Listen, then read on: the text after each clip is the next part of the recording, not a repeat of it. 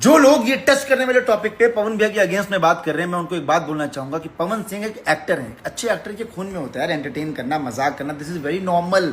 बॉलीवुड में लोग मजाक मजाक में अपने हीरो अपने हीरोइन के साथ ऐसे कर देता है, मजाक में ऐसे करता है, तो सब कोई मजाक में लेता है। लेकिन दीदी ने इस बात को इतना तूल दे दिया कि इस टॉपिक पे एक बड़ा सा वीडियो बना दिया और पवन भैया के नाम पे एक दाग लगा दिया। दीदी एक बात बताओ, जब पवन भैया ने आपके साथ काम किया था, जब सॉन्ग शूट कर रहे थे ऑफ कैमरा बैक स्टेज, आपके साथ कुछ गलत नहीं किया था। आपने खुद बोला है कि शूट तो बहुत अच्छे से हुआ था, कुछ नहीं हुआ था।